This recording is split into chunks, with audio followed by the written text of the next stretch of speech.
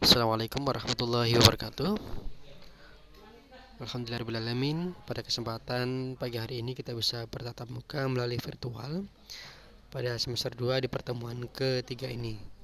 Masih dengan tema yang sama, yaitu terbiasa saling menasihati dan berbuat baik atau ihsan. Baiklah Anda sekalian, sebelum kita masuk dalam pembelajaran tentang menelaah Quran surat Luqman ayat 13 sampai dengan ayat 14 ini, marilah kita sama-sama tartil terlebih dahulu membaca surat Luqman ayat 13 sampai 14 ini. Sama-sama. A'udzu billahi minasyaitonir rajim. Bismillahirrahmanirrahim. وَإِذْ قَالَ لُقْمَانُ لِابْنِهِ وَهُوَ يَعِظُهُ يَا بُنَيَّ لَا تُشْرِكْ بِاللَّهِ إِنَّ الشِّرْكَ لَظُلْمٌ عَظِيمٌ وَوَصَّيْنَا الْإِنسَانَ بِوَالِدَيْهِ حَمَلَتْهُ أُمُّهُ وَهْنًا عَلَى وَهْنٍ وَفِصَالُهُ في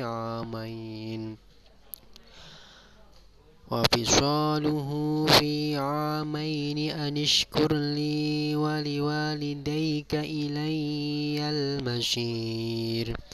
Shadaqallahul azim. Baik, sekarang kita mengetahui tentang terjemahan dari Quran surat Luqman ayat 13 sampai dengan ayat 14 ini. Artinya, dan ingatlah ketika Luqman berkata kepada anaknya ketika dia memberi pelajaran kepadanya, "Wahai anakku, janganlah engkau mempersekutukan Allah. Sesungguhnya mempersekutukan Allah adalah benar-benar kezaliman yang besar. Dan kami perintahkan kepada manusia untuk berbuat baik kepada kedua orang tua atau ibu bapaknya. Ibunya yang telah mengandungnya dalam keadaan yang lemah bertambah dan menyapihnya dalam 2 tahun. Maka bersyukurlah kepadaku dan kepada kedua orang tua ibu bapakmu. Hanya kepadakulah kembalimu." Quran surat Luqman ayat 13-14. Anak-anak sekalian, di awal pengantar pembelajaran kita tentang saling menasihati dan berbuat baik, tentu sudah saya sampaikan ya bagaimana isi dalam materi kita tentang Quran surat Luqman ayat 13 sampai dengan ayat 14, yaitu menjadi pribadi yang peduli terhadap orang lain dengan mengimplementasikan nilai dalam kehidupan sehari-hari tentang saling menasihati dan berbuat baik kepada sesama. Oke. Baiklah anak sekalian, yang pertama akan kita kaji di sini selain terjemahan yang sudah kita sampaikan, yang kedua adalah asbabun nuzul.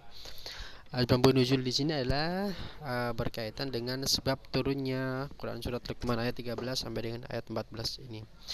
Kita ketahui bahwa Luqman itu adalah nama yang sangat populer ya, di mana beliau adalah seorang yang soleh ya. Pada zamannya ada satu berita bahwa beliau adalah merupakan utusan Allah atau seorang nabi.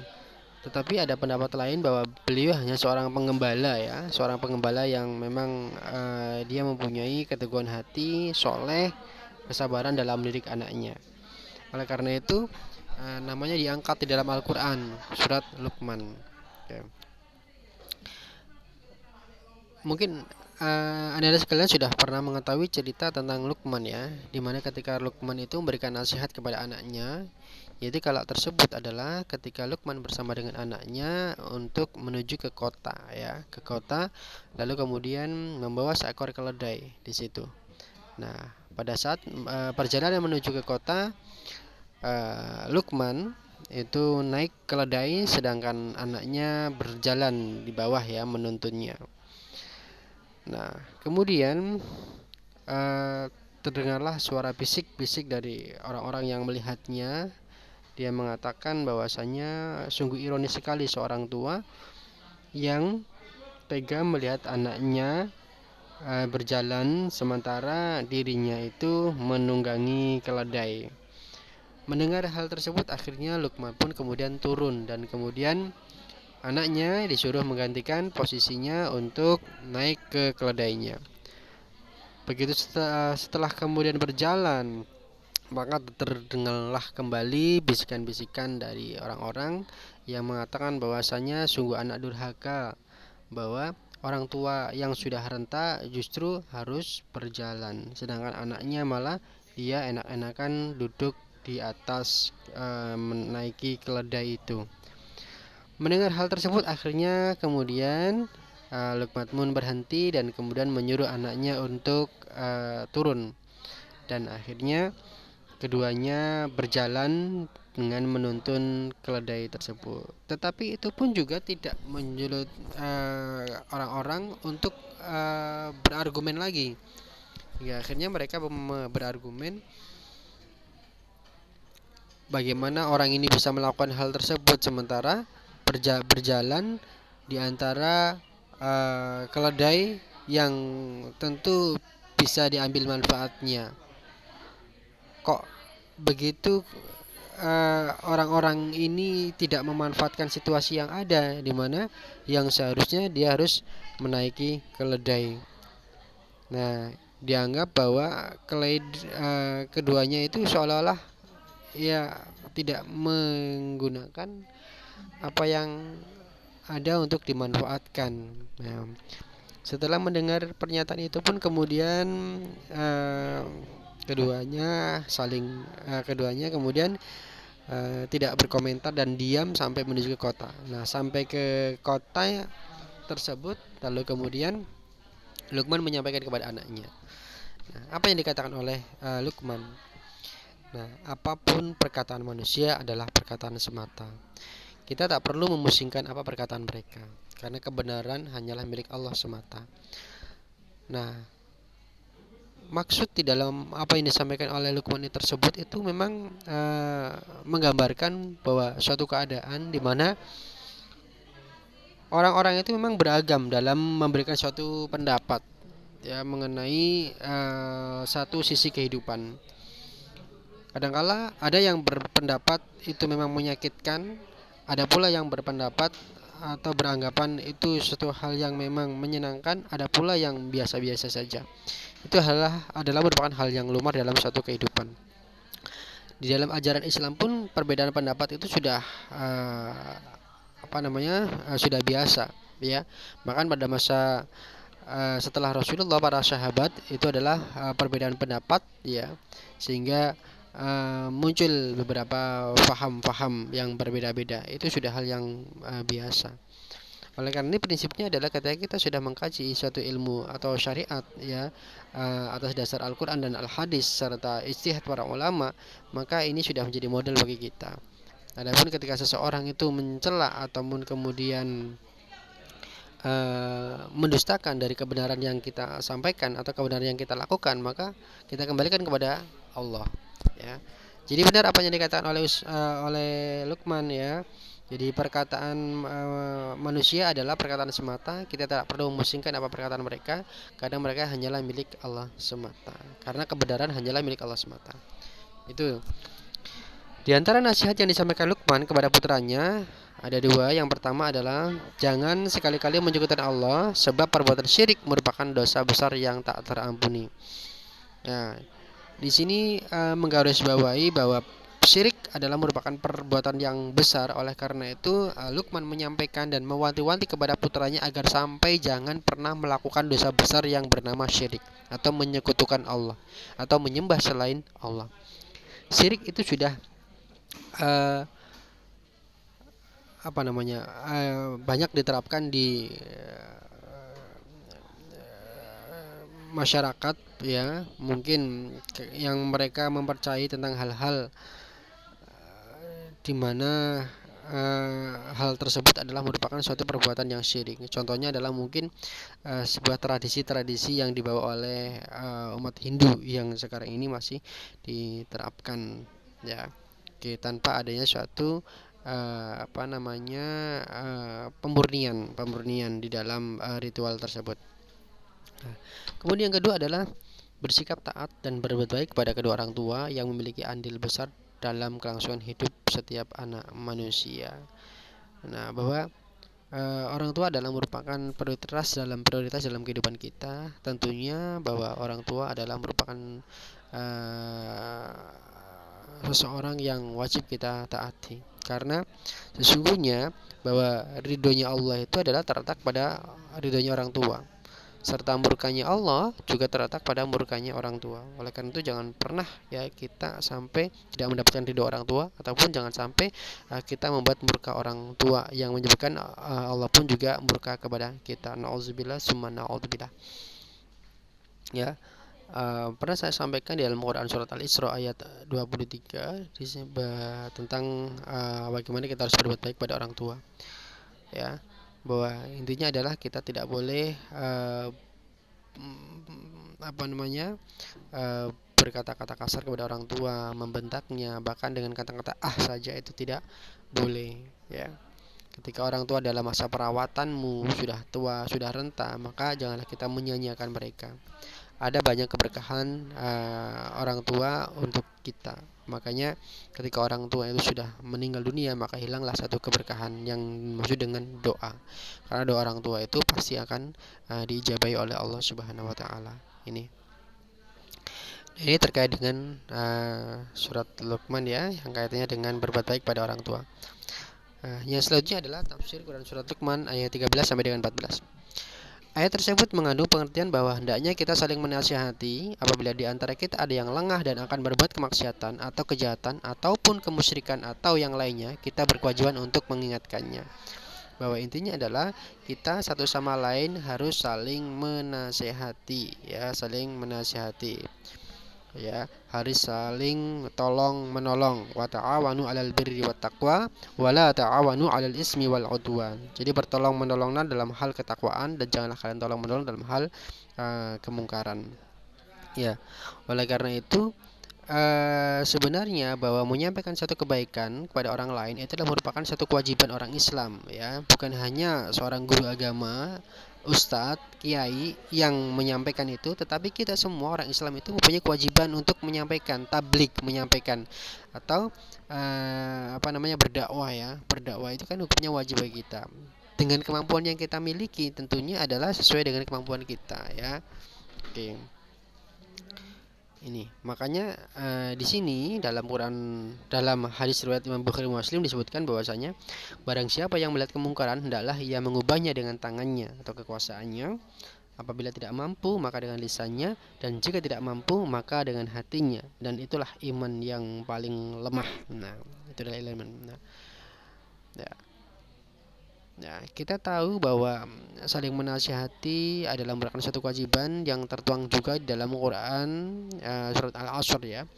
Wal 'asr innal insana lafi khusr illal ladzina amanu wa 'amilus solihati wa tawassaw bil haqqi wa tawassaw bis sabr. Demi masa, ya, seseorang itu dalam kerugian kecuali adalah orang-orang yang beriman dan beramal soleh, orang-orang yang menasihati dalam hal kebenaran, dan orang-orang yang menasihati dalam hal kesabaran.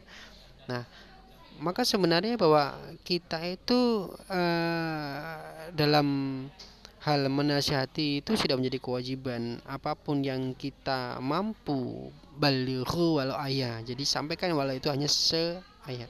Sampaikan walau itu hanya sebuah nasihat untuk hal-hal berkaitan dengan kesabaran ataupun juga kebenaran yang kita mampu saja. Oke.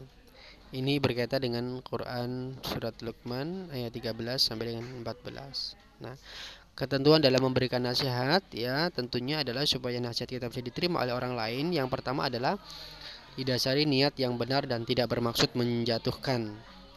Dalam artian di sini adalah dalam memberikan nasihat kepada orang, kita harus menghindari segala bentuk niat dan tujuan tidak baik, seperti ingin dianggap lebih pintar atau paham, ya.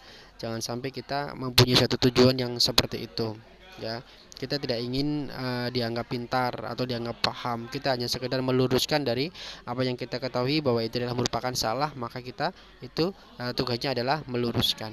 Itu saja. Tentunya harus dengan suatu perkataan yang baik. Kita melihat kondisi, situasi dan kondisi orang yang kita beri nasihat itu.